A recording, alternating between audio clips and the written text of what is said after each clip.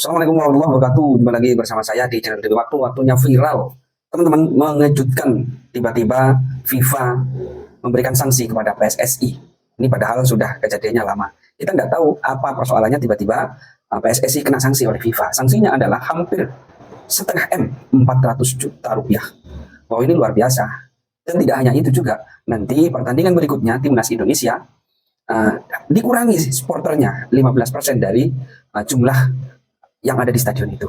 Kita tidak tahu alasannya seperti apa. Yuk kita simak bersama-sama penjelasannya pengamat sepak bola ini. Ini dia.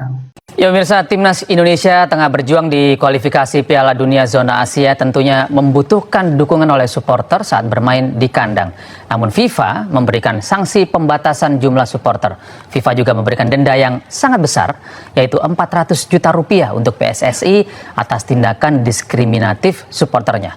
Bagaimana seharusnya kita menyikapi hal ini? Sudah berhubung dengan Anton Sanjoyo, pengamat sepak bola. Selamat sore Bung Joy. Selamat sore. Ya, Bung Joy, kita turut prihatin ya apa yang terjadi jelang laga Timnas lawan Cina ini.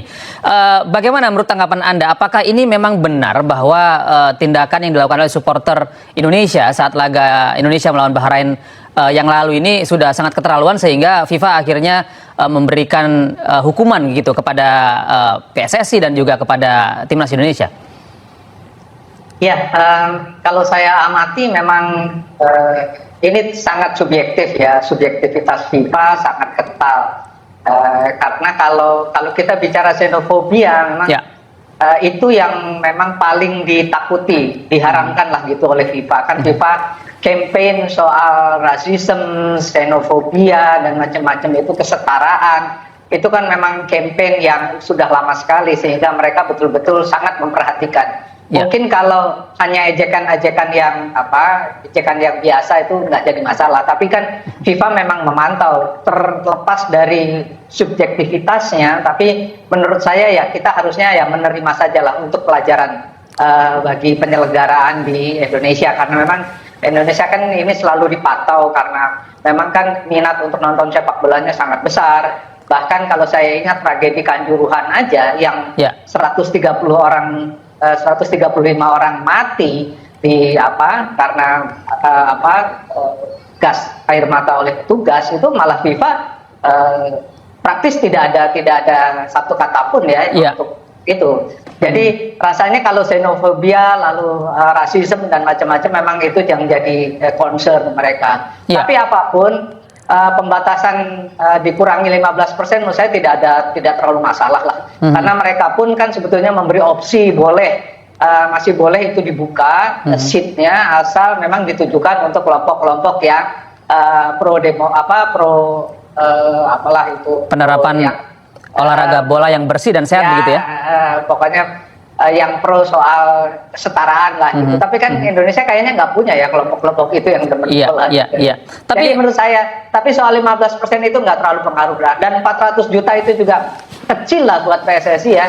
Karena biaya untuk naturalisasi aja kan berapa puluh miliar itu kan, nggak. Betul. Itu mereka. Betul Bung Joy. Gitu.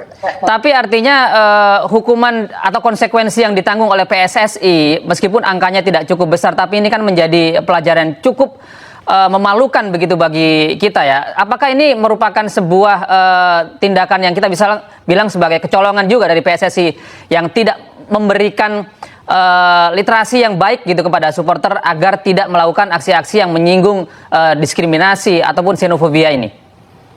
Kalau dari sisi apa yang dilakukan PSSI sebetulnya ya sudah cukup maksimal ya, karena kan mereka juga sekarang ada kalau mau nonton timnas kan pakai Garuda ID, sudah tidak ada flare, sudah tidak ada petasan, tidak ada hal-hal yang sebetulnya di luar teriakan-teriakan xenofobia itu ya. Saya juga saya coba cari tadi apa yang diteriakan, tapi saya tidak mendapatkan informasi itu. Tapi saya yakin memang ada pengawas FIFA kan di sana dan mereka memantau betul gitu loh. Jadi memang ini mungkin tambahan kerja buat PSSI ya. Selain Garuda ID sudah jalan, dan itu menurut saya sudah cukup bagus karena semua penonton yang masuk ke sana kan terdata. Dan sekarang mereka harus melakukan literasi kepada penonton timnas bahwa mereka nggak boleh lagi menerapkan hal-hal seperti itu. Dan itu yang harus jadi pelajaran. Mungkin campaign seperti itu ya yang harus dilakukan oleh oleh PSSI yang harus lebih banyak, karena menurut saya kalau penonton timnas ya, menurut saya sudah cukup dewasa. Cuma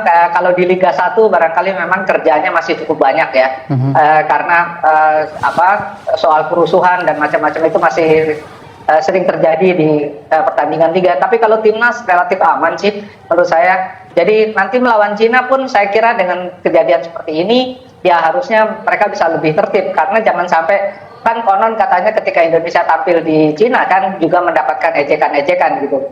Tapi kan kalau dalam batas wajar FIFA sih masih oke-oke saja, asal jangan menyinggung soal rasisme. Ini yang paling gawat kalau buat FIFA. Jadi mereka betul-betul tidak mentolerir soal ini. Bung Joy, jika Anda melihat literasi soal dukungan begitu ya oleh supporter di luar negeri, seperti apa seharusnya yang dilakukan di Indonesia sehingga tidak terjadi lagi hal-hal sedemikian ini?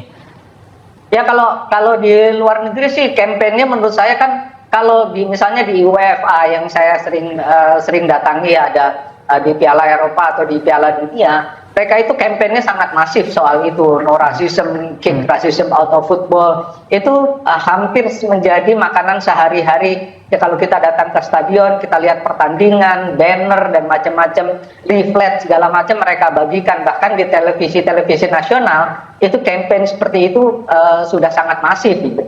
Karena mereka memang mengkhawatirkan sekali soal rasisme ini. Dan itu bisa menjadi, kan kalau di Eropa dengan begitu banyak suku bangsa yang tergabung di sana menjadi melting pot kan di negara, terutama di Eropa Barat, soal rasisme ini kan betul-betul sensitif. Jadi kalau tertrigger oleh pertandingan sepak bola, mereka khawatirkan akan terjadi chaos, kekacauan di mana-mana. Nah, rasanya itu yang menjadi concern memang. Tapi kalau di Indonesia memang itu juga tidak boleh terjadi dan mesti dikampanyekan dengan sangat masif juga. PSSI kan punya banyak influencer lah gitu ya. Jadi tolonglah influencer itu bekerja untuk hal-hal yang positif, mendidik para supporter, terutama juga supporter timnas, tapi juga mendidik supporter di Liga 1, karena masih, kalau menurut saya masih banyak juga bahkan yang nyerempet rasisme pun banyak kalau di Liga 1 gitu. Kalau di timnas ya mudah-mudahan setelah kejadian ini tidak ada lagi. Ya, Bung Joy, terakhir Bung Joy, jika Anda tadi menyebut bahwa pengurangan jumlah penonton sebanyak 5% ini tidak cukup mempengaruhi pola permainan dari timnas, lalu apa ya hikmah yang bisa didapatkan oleh supporter PSSI dan kita semua terhadap kejadian ini? Kalau berkurang 15% kan kira-kira 10.000 aja ya. Jadi mungkin 70.000 penonton masih bisa masuk ke stadion. Jadi nggak ada masalah gitu ya dari sisi itu. Dan saya yakin sih semangat untuk balas dendam atas kekalahan di Cina itu akan membuat pertandingan ini menjadi lebih seru. Dan hanya kemenangan melawan Cina yang bisa membuka peluang Indonesia kan ke putaran keempat. Karena untuk mengharapkan pertandingan melawan Jepang memang agak sulit. Tapi memang ini pertandingan yang harus dimenangi oleh Indonesia, dan saya yakin sih dengan semua kepercayaan diri mereka juga bisa berkumpul lebih lama karena liga-liga kan sudah selesai. Jadi Patrick Kluivert sudah bisa mengumpulkan pemain jauh-jauh hari. Dan saya rasa sih itu tidak akan menjadi masalah. Indonesia akan menang lawan Cina dan kita akan melaju ke putaran keempat. Iya, baik. Semoga saja kemenangan ini tidak lagi ternodai dengan aksi-aksi provokatif yang dilakukan oleh supporter yang mengandung diskriminatif atau xenofobia ya, Bung Joy. Ya. Baik, terima kasih Bung Anton Sanjoyo atas informasi Anda hari ini. Selamat beraktivitas. Assalamualaikum. Sama-sama. Itulah teman-teman video yang barusan kita saksikan. Apapun persoalannya, apapun yang sudah dilakukan oleh FIFA kepada Timnas Indonesia, kepada PSSI, mendapatkan sanksi, harus membayar denda 400 juta.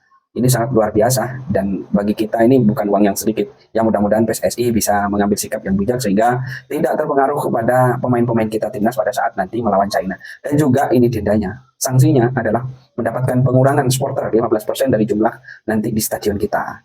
Nah, kalau melihat dari beberapa penjelasan yang sudah disampaikan di video barusan kita saksikan bahwa kemungkinan FIFA memberikan sanksi itu persoalannya adalah di supporter. Apakah melakukan rasis atau kekerasan atau kata-kata yang memang itu dilarang oleh FIFA sebetulnya. Tapi ya sudahlah, nah, kita terima saja apapun sanksi itu. Yang jelas kita tetap optimis, kita berdoa semoga sanksi dari FIFA ini kepada PSSI tidak terpengaruh kepada pemain-pemain kita timnas Indonesia. Nah ini kita berharap meskipun, nah ini juga begini teman-teman, bahwa nanti pada saat melawan China banyak pemain inti kita itu tidak bisa bermain. Salah satunya adalah kiper andalan kita, Martin Paes dan juga Marcelino Ferdinand tidak bisa bermain pada saat melawan China. Mudah-mudahan siapapun penggantinya nanti bisa menampilkan yang terbaik sehingga Indonesia bisa mengatasi China. Dan harapan besar kita bisa menang juga kepada Jepang di pertandingan selanjutnya. Oke, terima kasih. Itu saja yang bisa saya sampaikan. Sedikit video yang bisa saya sajikan. Assalamualaikum warahmatullahi wabarakatuh.